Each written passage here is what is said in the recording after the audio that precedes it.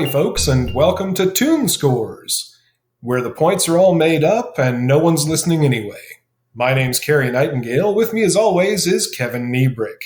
Kevin, how you doing, my man? Doing great. Just happy to be here.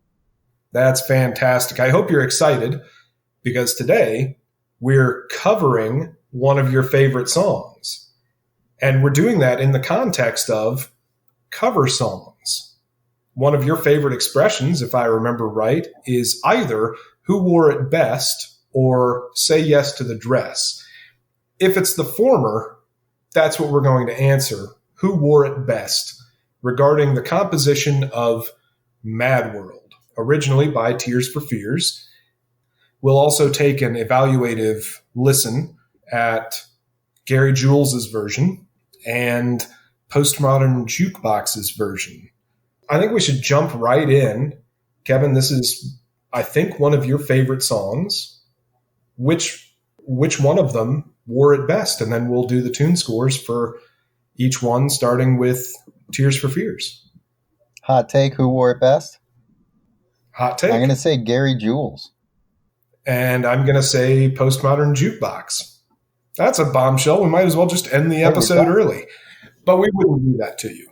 So let's start by talking about the Tears for Fears version.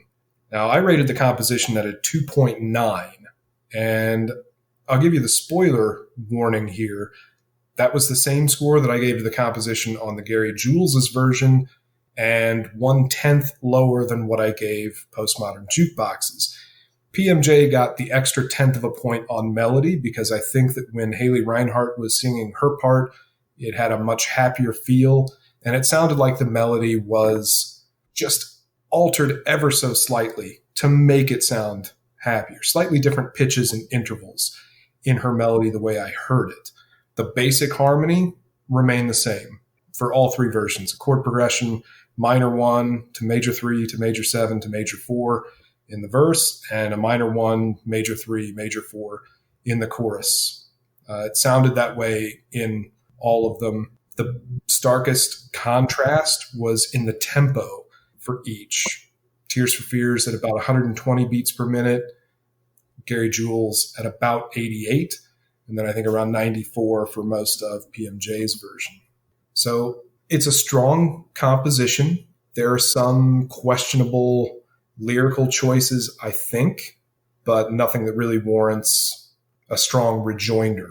So that's my take on the composition. It's basically the same for Tears for Fears as it is for the other ones. Everything else is production, it's arrangement. But Kev, why don't you tell us about the composition?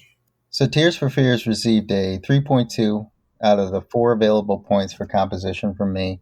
In keeping with your evaluation, I did give Gary Jules and Postmodern Jukebox the same score across the board for composition.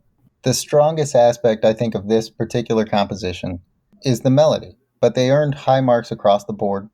What I appreciate most about this piece, as opposed to the other two that we listened to, is the stark contrast between each of the sections.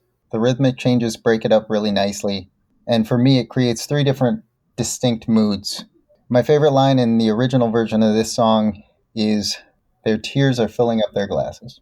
As far as performance goes, Tears for Fears earned a 1.0 out of 1.2 for performance. I thought they did a fine job with the first one. For production, Tears for Fears earned a 1.1 out of 1.2. I think one of the strongest things about this particular piece is the arrangement.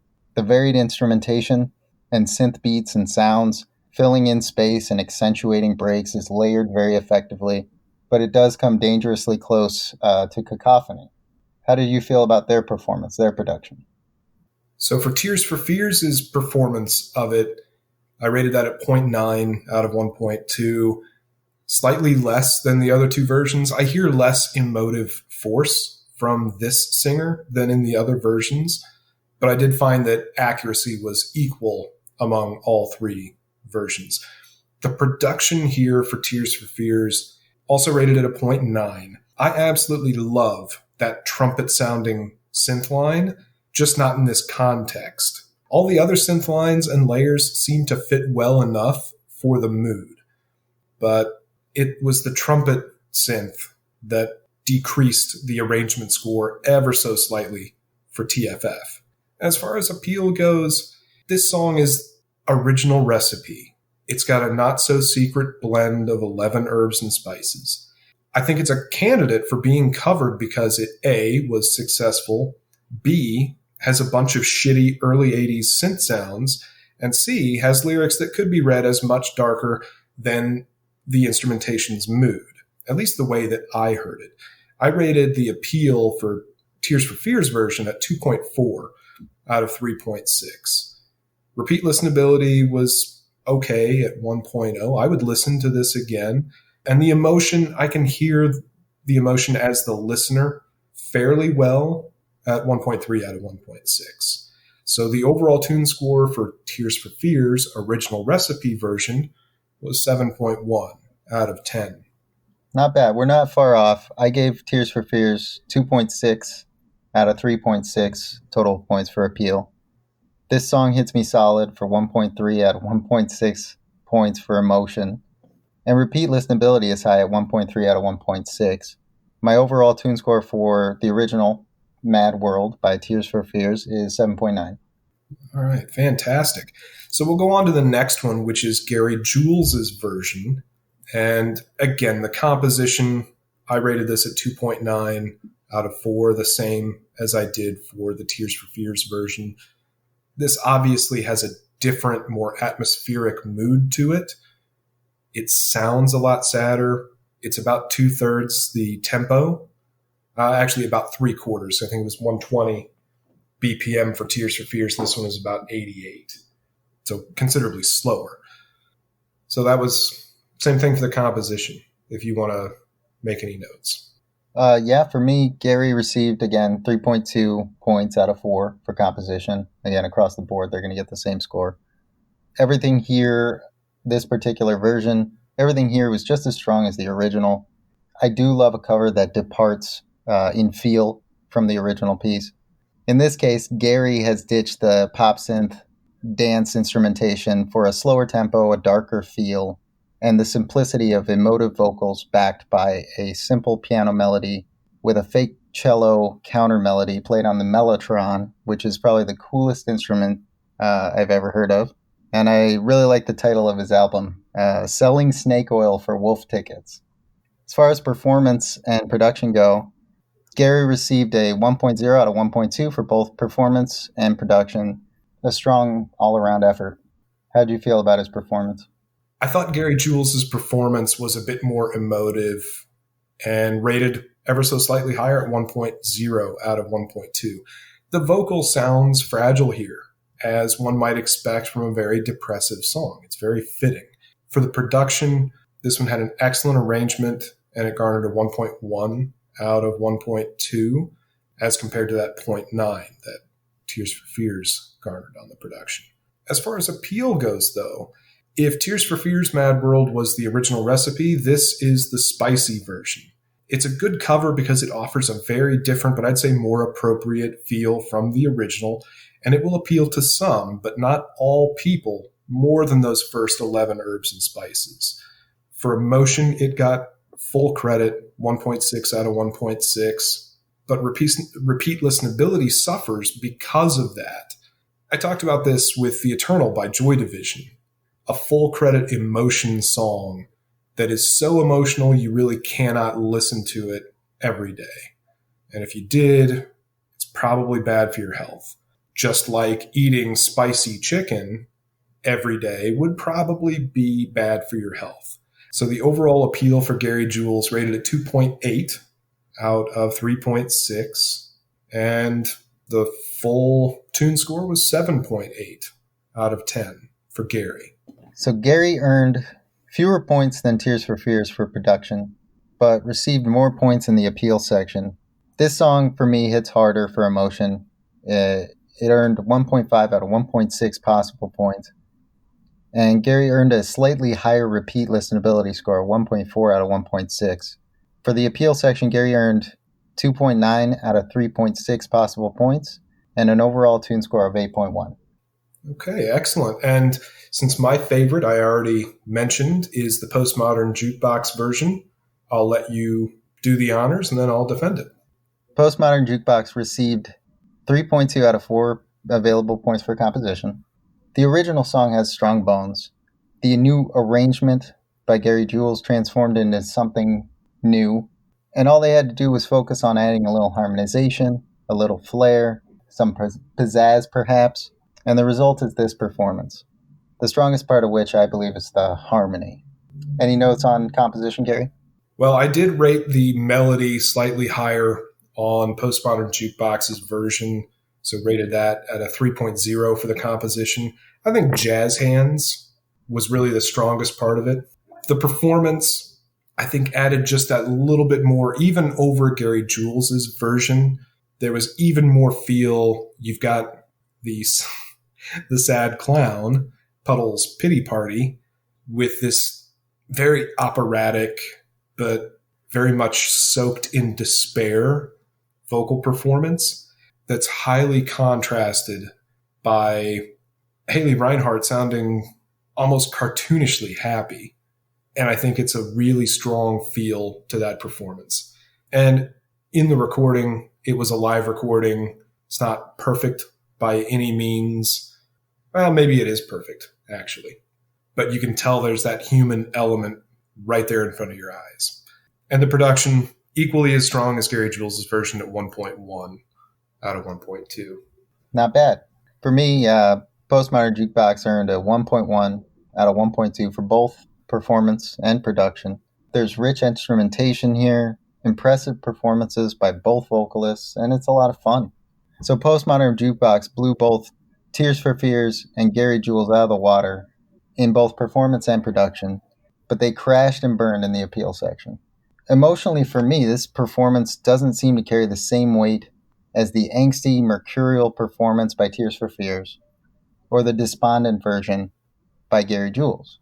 Repeat listenability is high at 1.4 out of 1.6, and their total segment score is 2.2 out of 3.6 with an overall tune score of 7.6. This is where we differ in our subjective reading of these various performances. I would agree that the emotionality of Postmodern Jukebox's version is rated slightly less, but I think it's even more mercurial than Tears for Fears' version. It's not as consistent in the emotion that it imparts, but I think that's more manic depressive than just straight up depressive or angsty that you get with the other versions. So I gave 3/4 credit for emotion. Repeat listenability, almost at the top. The Postmodern Jukebox version appealed to me at a 2.8 out of 3.6 clip for an overall tune score of 8.0 out of 10. If Tears for Fears' version was the original recipe and Cary Jules' version was the spicy, this one is extra crispy. It's not the most emotive version, nor the most serious, but if I had to eat only one type of Mad World for the rest of my life, it would be this one. I find it the most dynamic and satisfying. Plus, it's got two of the better voices that I've heard in a long time. And one of them is Haley Reinhart, and y'all already know how I feel about that little stick of dynamite. So that's why I favor the Postmodern Jukebox version. But that said, I think it's time for a short break. And then when we come back, I think we should have a little fireside chat about why covers? What makes a good cover? Why did we rate these songs the way that we did? Why are we here? Is anybody listening to me? All those questions and more will be answered. This one's brought to you by Campbell's new Methadone soup. When your hunger pain borders on chronic, this is the best way to get your fix. We'll be right back.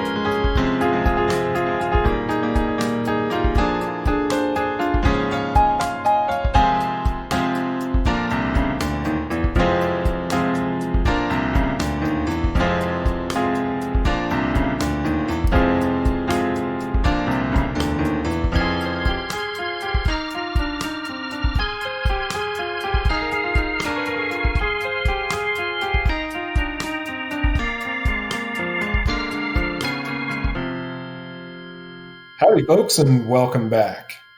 Now that we've covered 3 versions of the same song, I think it's a good time for us to have a little bit of a fireside chat about cover versions. Why would you want to cover a song? What makes it a good cover version? All that and more. So, Kev, let's start out. Why would you want to cover a song? You as an artist. That's a great question. Maybe you really enjoy the song and you want to do an homage to it. Maybe you want to bring other people's attention to that original version. That might be a reason. Maybe you think that maybe you didn't like the song. Maybe there's something that it lacked that you really thought it could benefit from, and you think you could do it better. Another reason you might do it. Maybe you just heard something that you thought should be there. Maybe you're like, oh, they really missed the boat. They should have had a bridge here. They should have added a solo at this point, or maybe they could have done something different dynamically or rhythmically, or something different that you want to hear from it. That would be a good reason. And that third reason, I think, is why I would choose specifically to cover a song. But how about you? So that's tough for me because I don't really have a strong urge to cover anything. I have a hard enough time writing my own stuff, let alone trying to rearrange somebody else's song. And that's probably not the best way of looking at it. But I would agree. Paying tribute, for one reason. 2, I can do it better. Or 3, sharing something that you love with a different audience. When I think about the way that I make most of my music, it tends to be organic, drums, electric guitar, stuff like that. So if I were going to cover a song, it would be something that's already in a different genre and has a different sound. So like my favorite song, we'll take as an example, is Oblivion by Grimes. It's an electric song. They're all synthesizers and a female vocal, which is already a little bit different. And I think I'll have a question for you about that in a second. But I would think about how am I going to rearrange those parts. If I'm not going to use synthesizers, if I'm not going to program that bass line is so amazing, right? I would have to figure out how I'm going to play that bass line on, say, probably my 5-string bass. If I could ever get it to sound less flatulent than it currently does. I would think about the different layers of synthesizer parts that get added throughout the song in the original version and how I would alter them to play them on, say, an electric guitar. Which effects am I going to use?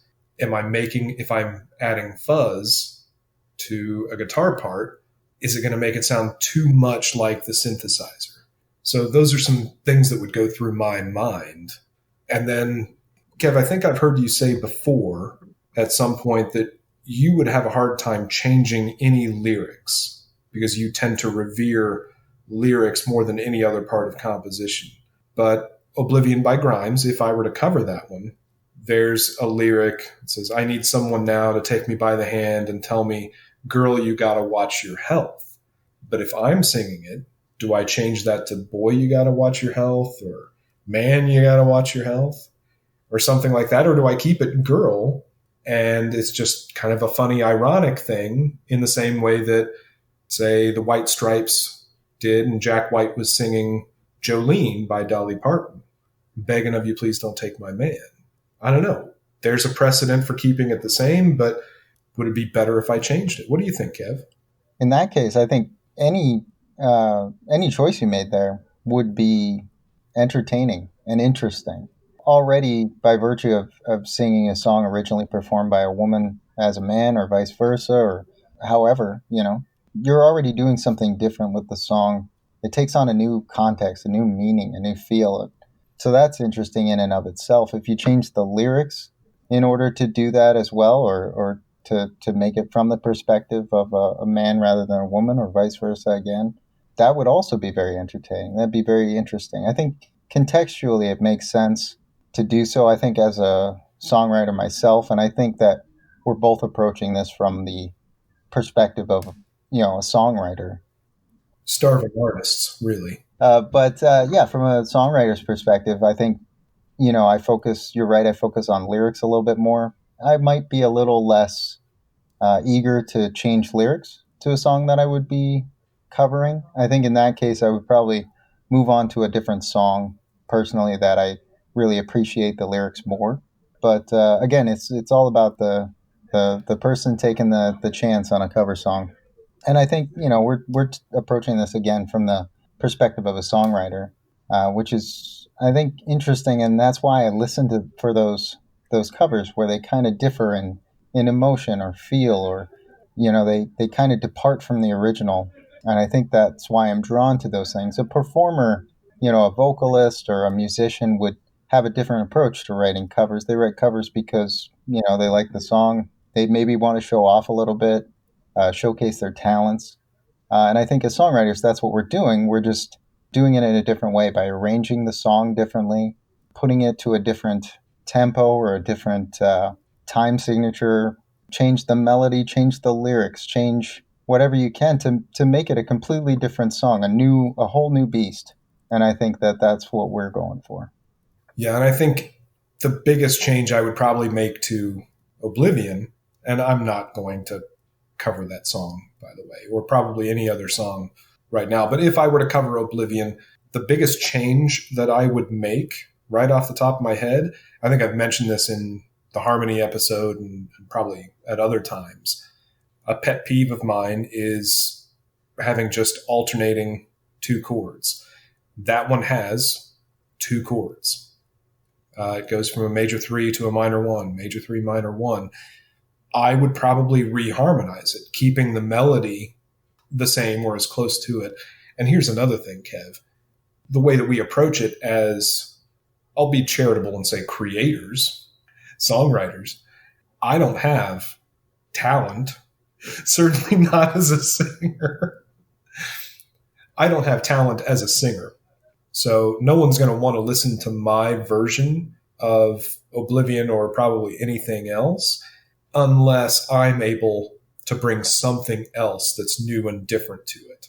Whether that's a different atmosphere, whether that's a different sound, genre-wise or otherwise, a better reharmonization, a more interesting reharmonization, subtle shifts in the melody, something.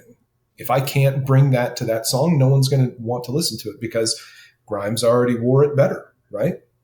So I think that's an important point to make, whether you're willing to amend lyrics or not. There needs to be something that you add to the song to make it more interesting for your type of audience. I think that's the biggest takeaway, is knowing your audience. And really, I agree with everything you just said, and really knowing what you're good at, showcasing your talents. So maybe you're not a great singer, but maybe you're really good at arranging songs. Maybe you're good at doing variant. Maybe you're really good at lyrics. There's a gentleman that we talked about earlier. His YouTube channel is Going Spaceward. He writes covers of songs, and I believe he writes originals as well. But he's written a few covers where he's added lyrics into the song, does a little rap in between certain aspects of the song, and it makes them very interesting. A couple of the tunes he covered was Sinatra, Fly Me to the Moon. That was a good one. He also did a rendition of Autumn Leaves, and then another song that I recall, I believe it's called All of Me, was another excellent performance that he had. That guy's just rewriting the whole Great American Songbook. Fantastic. And he does an excellent job.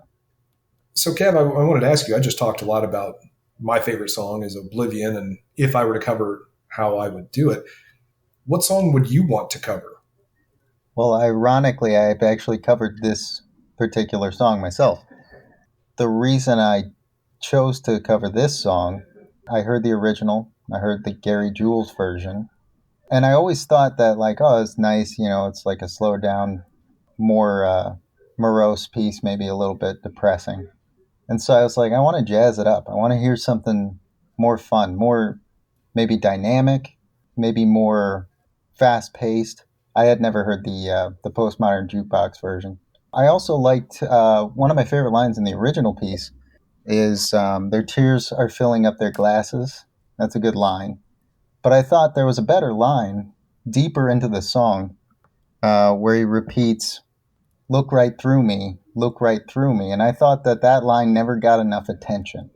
And I really thought I wanted to stress that line. And so I thought I'd write my own piece. So I guess the question that's on everyone's mind, Kev, is when it comes to Mad World, who wore it best? And I'm inclined to say you, probably. How's that for a bombshell? That's really nice of you to say. That's definitely not true.